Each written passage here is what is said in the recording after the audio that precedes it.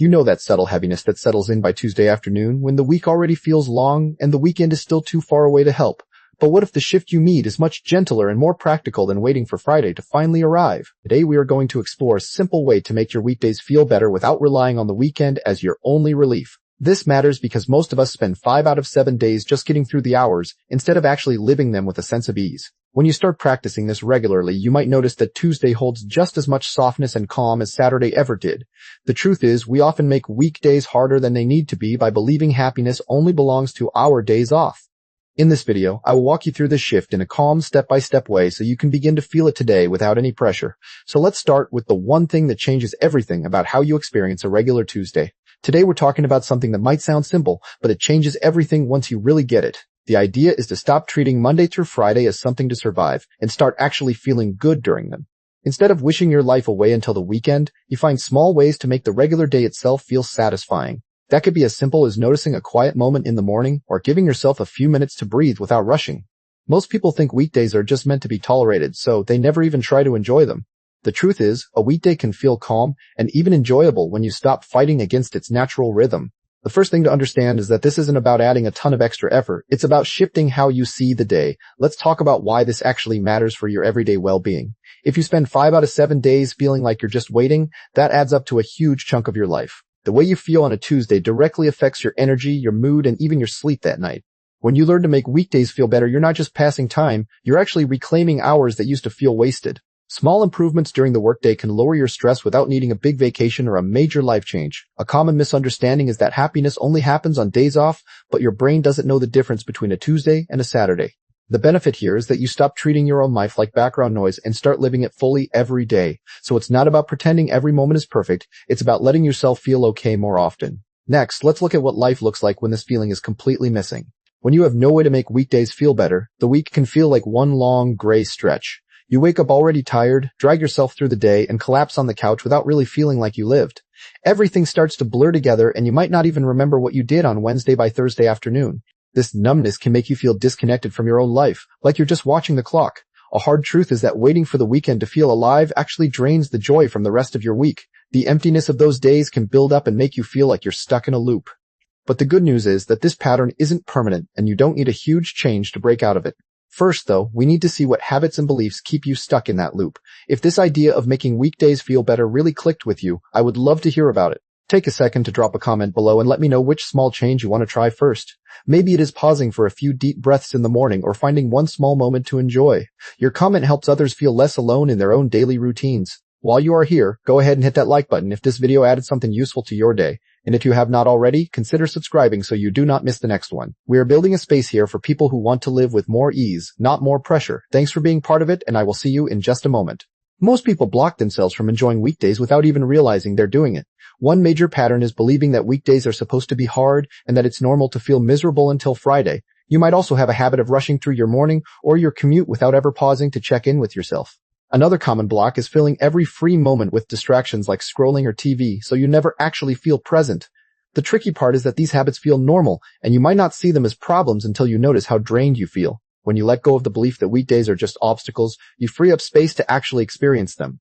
The first step is to recognize that your mindset, not your schedule, is often what makes the day feel heavy. So let's talk about the first mindset shift you need to make to change this.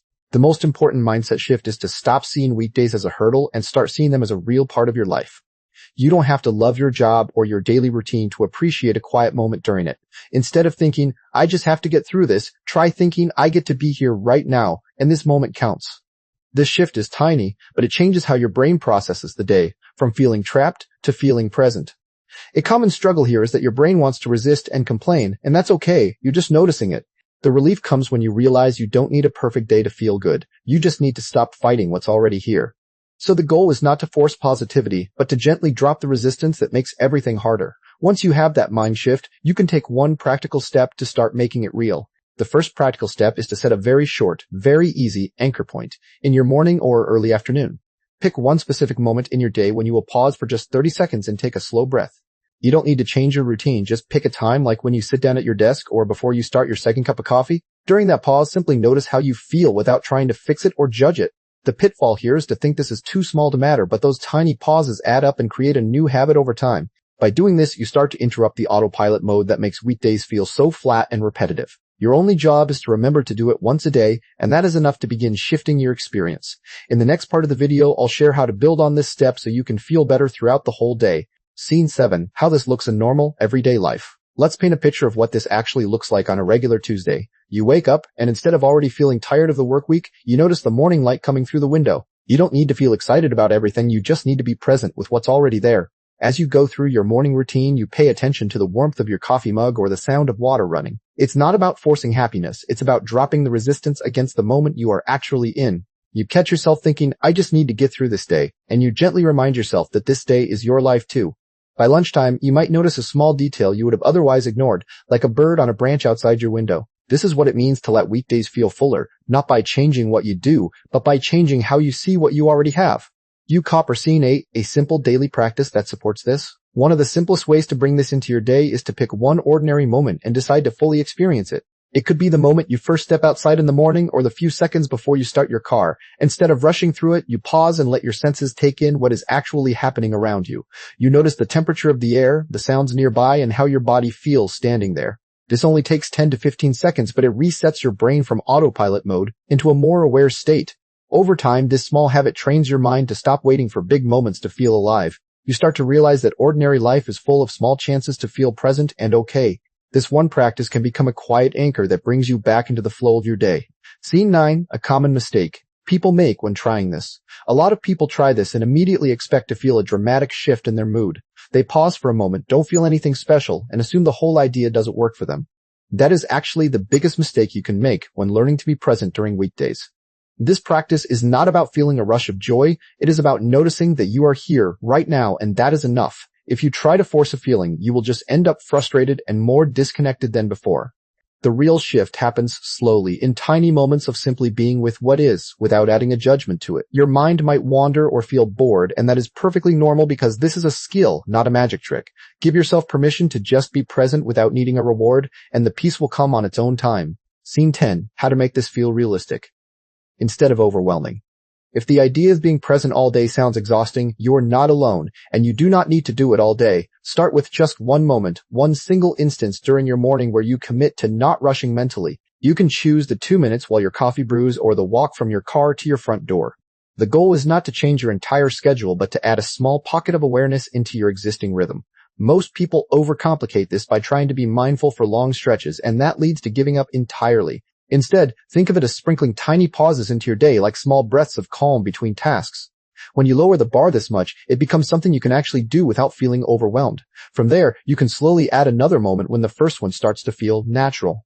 Scene 11, what starts to change emotionally or mentally. When this improves, after a few days of doing this, you might notice that your mind feels slightly less heavy during the afternoon slump. The constant mental noise about how much you dislike the workday starts to quiet down a little. You begin to catch yourself in moments of frustration and realize you can breathe through them instead of getting stuck. Emotionally, you feel less like you are holding your breath until the weekend arrives. There is a subtle sense of relief because you are no longer fighting the present moment as much.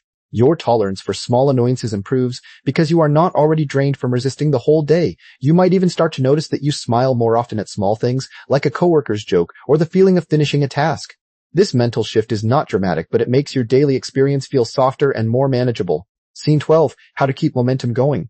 When life gets busy, life will get chaotic again, and when it does, your first instinct might be to drop this practice completely.